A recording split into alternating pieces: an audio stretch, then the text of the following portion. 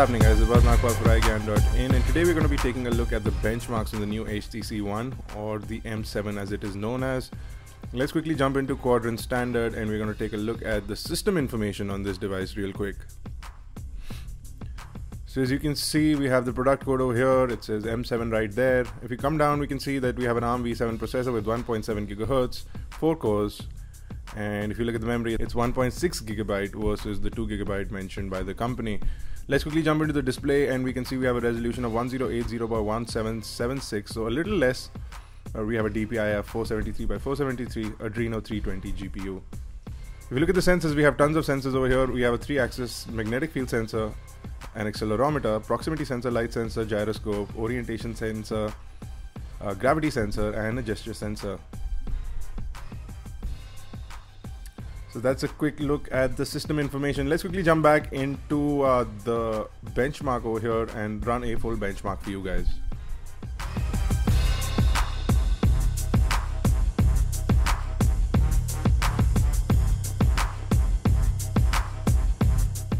So it's time for the results, and as you can see, we have an impressive 11,972. That's more than any device on the Quadrant Standard as of now. And you can see that the One X is somewhere down there in the 3,000 mark, but the HTC One or the M7 scores an impressive 11,972. I'm going to quickly jump out and go back to the home screen. We're going to start Nina Mark 2 up, and we're going to see how the performance of the graphics is on the HTC One. So let's quickly do a full test.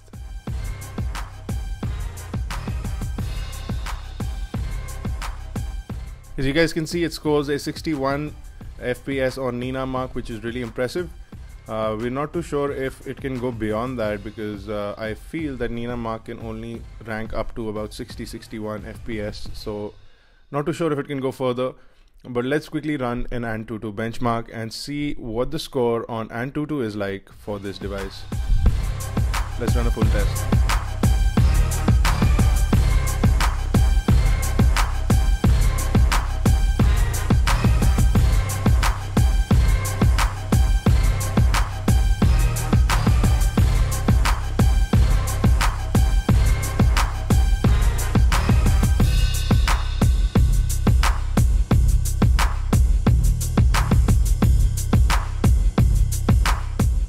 Even on Antutu, you can see we have an impressive score of 25,064. We got a 5-star rating. You can see the CPU 11482, RAM at 4194, GPU at 8482, and input-output at 906. Overall, a 5-star rating from Antutu and an impressive score for the HTC One. I'm going to go ahead and run GL benchmark for you guys real quick and see what the score on that is like for this device.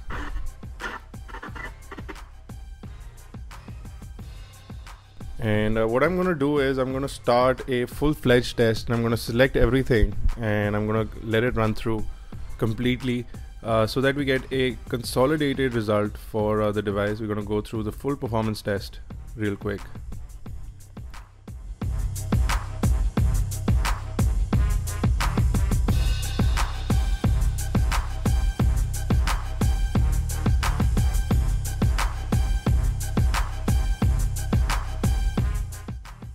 After what has possibly been the longest benchmark for us, you can see the results over here. You can pause and look at the overall score, but we can see that we have impressive scores for the device throughout.